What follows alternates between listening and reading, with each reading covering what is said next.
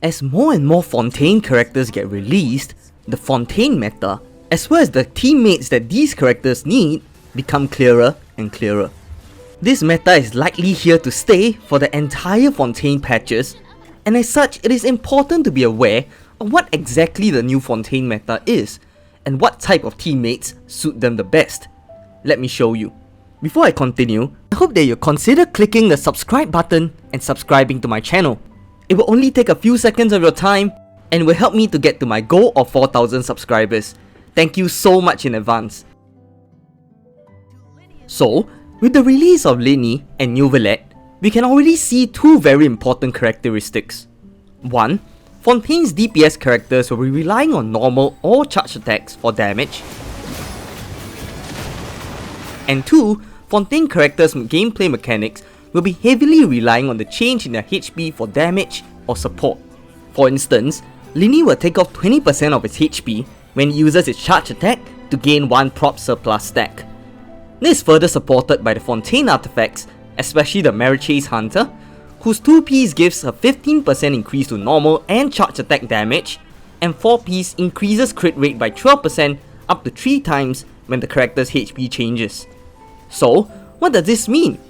Number 1, as Fontaine's DPS characters rely on normal or charge attacks for damage, it means that they are likely to be on field and close to the enemy. Moreover, their HP is also likely to be lowered due to them consuming HP when dealing damage. As such, they need to have 2 things. 1. Resistance to interruption, so that they can stay on the field to continue dealing their damage, and 2. Not take any additional damage, as they will already have lower HP due to their skills. The first important character that they need to have, as such, is a good and dedicated shielder to provide them with the resistance to interruption and damage as well. Some good shielders that I recommend are as follows. Zhongli for his unbreakable shield and decreasing of enemies' elemental resistance by 20%, Layla for having the second strongest shield in the game, as well as some cryo application for reactions, Deya for absorbing damage for her teammates, or Diona for a shield, cryo application, and some healing.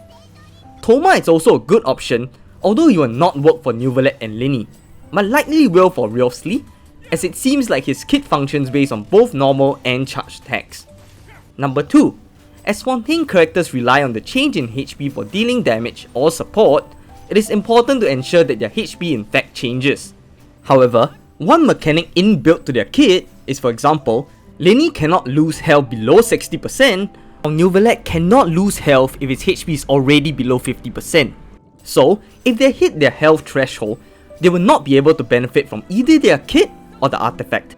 This honestly applies less to Neuvillette, considering he can heal himself quite significantly with the source water droplets he absorbs. It may affect the upcoming Wriothesley if he doesn't heal as much from his charge attack. That said, the best examples comes from Linny. Although Linny regains health when he uses his elemental skill, you would normally want to obtain at least 5 prop surplus stacks before using it, so as to deal as much damage as possible. However, Linny normally is unable to obtain 5 stacks by himself, as his charge attacks take 20% of his max HP, but his HP cannot go below 60%.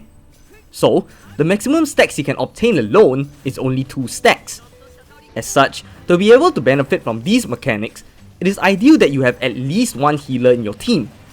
Ideally, these healers also heal periodically and off-field, so as to constantly heal off the loss in HP, while allowing these DPSs to deal damage.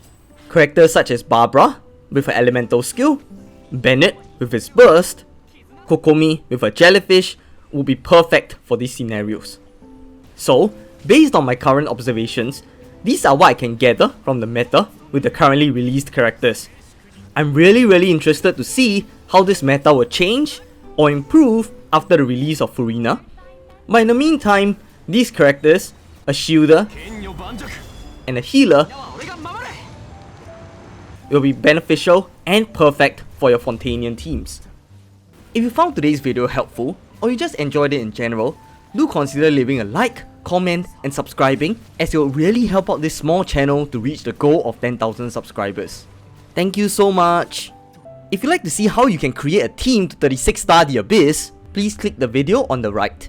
If you would like to see my other Genshin Impact videos, please click the playlist on the left. Once again, thank you so much for watching and see you next time. Bye bye!